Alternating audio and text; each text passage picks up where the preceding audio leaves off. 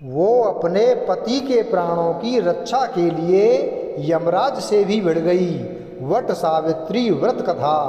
हमारे सनातन धर्म में पेड़ पौधों को भी देवी देवताओं के रूप में पूजा जाता है। इसी प्रकार वट सावित्री व्रत में वट वृक्ष की पूजा की जाती है। वट सावित्री व्रत कथा इस प्रकार है। वट सावित्री व्रत महिलाएं अपने पति की दीर्घायु के लिए रखती हैं। इस व्रत का विशेष महत्व बताया गया है। इस व्रत को करने वाली स्त्रियां देवी सावित्री की तरह अपने पति के लिए लंबी आयु, आरोग्यता और सौभाग्य की कामना करती हैं। इस दिन सुहागन महिलाएं वट वृक्ष की पूजा करती हैं और सावित्री सत्यवान की कथा का पाठ करती हैं। आइए विस्तार से जानते हैं वट सावित्री व्रत की संपूर्ण कथा। ज्येष्ठ मास की कृष्ण पक्ष की अमावस्या तिथि के दिन वट सावित्री का व्रत किया जाता है। इस दिन महिलाएं वट वृक्ष की पूजा करती हैं। मान्यता है कि वट वृक्ष में त्रिदेव का वास है। साथ ही वट वृक्ष के नीचे ही यमराज ने सावित्री को पति सत्यवान के प्राण वापस लौटाए थे।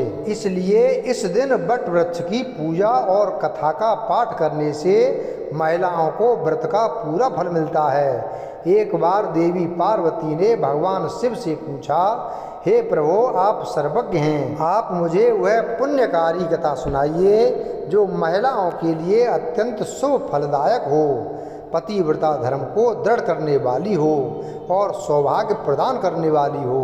प्रभास क्षेत्र में स्थित सावित्री देवी की कथा मुझे सुनाइए, जिसकी महिमा आज भी वट सावित्री व्रत के रूप में पूजी जाती है।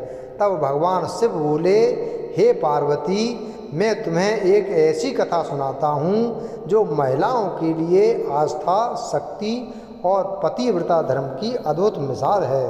यह कथा प्रभास क्षेत्र की है, जहाँ सावित्री स्थल नामक स्थान पर वट सावित्री व्रत की महान परंपरा का आरंभ हुआ।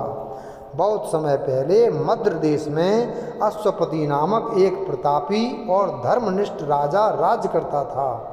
वह सत्यवादी, क्षमाशील और प्रजावत्सल था, परंतु उसे कोई संतान नहीं थी। संतान की प्राप्ति के लिए उसने कई वर्षों तक नित्य सावित्री देवी की पूजा की। अंततः उसकी तपस्या और भक्ति से प्रसन्न होकर स्वयं सावित्री देवी प्रकट हुईं और उसे पुत्री प्राप्ति का वरदान दिया। कुछ समय बाद अश्वपति की रानी ने एक दिव्य कन्या को जन्म दिया, जो रूप, गुण और तेज में स्वयं देवी सावित्री का अंश मानी गई। राजा ने उसका नाम भी सावित्री ही रखा। वह कन्या बड़ी होकर अत्यंत सुंदर, गुणवान और तेजस्वी बनी। नगरवासी उसे देखकर यही कहते कि यह कोई साधारण कन्या नहीं, देवी का अवतार है। जब सावित्री यौवनावस्था में पहुंची तो राजा अश्वपति को विवाह की चिंता हुई। उन्होंने अपनी पुत्री से कहा, पुत्री, तुम्हारा विवाह योग्य समय आ गया है, परंतु मैं तुम्हारे लिए कोई उपयुक्त वर नहीं ढूंढ पा रहा हूँ। अतः मैं तुम्हें अनुमति देता हूँ कि तुम स्वयं अपने लिए योग्य वर का चयन करो। राजा के निर्देश पर सावित्री कुछ वृद्ध और बुद्धिमान मंत्रियों के साथ वन क्षेत्रों में यात्रा पर निकली, जहां उन्होंने कई तपस्वी और राजवंशीय परिवारों को देखा और अंततः साल्व देश के निष्कासित राजा धुमतसेन के पुत्र सत्यवान को अपना वर चुन लिया। सत्यवान नेत्रहीन राजा के साथ वन में जीवन व्यतीत कर रहा था। वह अत्यंत धर्मनिष्ठ, सत्यवादी और सेवापरायण युवक था।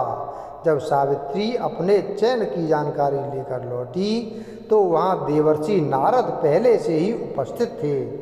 उन्होंने सत्यवान के बारे में सुनते ही कहा, हे राजन, सत्यवान सभी गुणों में श्रेष्ठ है, लेकिन एक दोष है, वह अल्पायु है। ठीक 1 वर्ष बाद उसकी मृत्यु निश्चित है। यह सुनकर भी सावित्री ने दृढ़तापूर्वक उत्तर दिया, वर एक बार ही वर्ण किया जाता है, चाहे वह दीर्घायु हो या अल्पायु। मैंने सत्यवान को अपना पति स्वीकार कर लिया है, अब कोई और मेरा वर नहीं हो सकता। राजा ने सावित्री की दृढ़ता देखकर नारद की सहमति से शुभ मुहूर्त में सत्यवान से उसका विवाह कर दिया।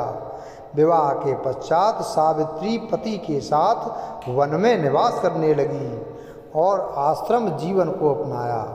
सावित्री को नारद मुनि की कही बात याद थी, इसलिए वह प्रतिदिन दिन रात की गणना करती रही। जब सत्यवान की मृत्यु के 3 दिन शेष रह गए, तब सावित्री ने उपवास का संकल्प लिया। तीसरे दिन उसने वट वृक्ष के नीचे व्रत करते हुए देवी सावित्री की पूजा की। पूजा उपरांत वह अपने पति सत्यवान के साथ लकड़ी लेने वन की ओर गई।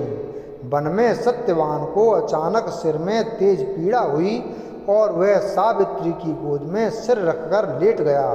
तभी सावित्री ने देखा कि एक तेजस्वी कृष्णवर्ण पीत वस्त्रधारी मुकुटधारी पुरुष वहाँ आए, जिनकी उपस्थिति दिव्य प्रतीत हो रही थी। सावित्री ने उन्हें प्रणाम करके पूछा, आप कौन हैं? वे बोले, मैं यमराज हूँ। तुम्हारे पति की आयु पूर्ण हो चुकी है, अतः मैं स्वयं उसकी आत्मा लेने आया हूँ। यमराज ने सत्यवान की आत्मा को अंगुष्ठ के आकार में निकालकर दक्षिण दिशा की ओर प्रस्थान किया। सावित्री भी उनके पीछे पीछे चलने लगी। यमराज ने कई बार उसे रोका, परंतु सावित्री बार बार विनम्रता से उत्तर देती रही, जहाँ मेरे पति जाएंगे वहीं मेरी गति है। पत्नी का धर्म है कि वह पति का साथ न छोड़े। सावित्री की दृढ़ता, भक्ति और मधुर वाणी से प्रसन्न होकर यमराज ने कहा, मांगो, तुम्हें जो भी वर चाहिए। सावित्री ने कहा, मेरे सास ससुर की नेत्र ज्योति लौट आए। यमराज बोले, तथास्तु। थोड़ा आगे बढ़ने पर यमराज ने फिर वर मांगने को कहा। सावित्री ने कहा, मेरे ससुर को उनका खोया हुआ राज्य प्राप्त हो। यमराज बोले, तथास्तु। अंत में यमराज ने तीसरी बार वर मांगने को कहा। सावित्री ने कहा, मुझे सत्यवान से उत्पन्न 100 पुत्रों का वर दीजिए। यमराज मुस्कुराए और बोले, तथास्तु। परंतु अगले ही क्षण उन्हें भान हुआ कि यह वर तभी संभव है जब सत्यवान जीवित रहेगा। अपनी ही बातों में बंधकर यमराज ने सत्यवान की आत्मा को मुक्त कर दिया और कहा, हे पतिव्रता स्त्री, तुम्हारे सत्य, तप और भक्ति और प्रेम ने मुझे भी पराजित कर दिया। मैं तुम्हें आशीर्वाद देता हूँ कि तुम्हारा वैवाहिक जीवन दीर्घ और सुखमय हो। सावित्री अपने पति सत्यवान के साथ लौट आई।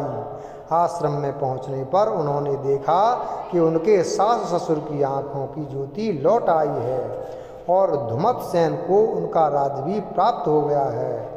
समय के साथ सावित्री को 100 पुत्र भी प्राप्त हुए और वह पतिव्रता धर्म की प्रतीक बन गई। वीडियो अगर पसंद आया हो तो वीडियो को लाइक करें, चैनल को सब्सक्राइब करें और बेल आइकन प्रेस करें। धन्यवाद।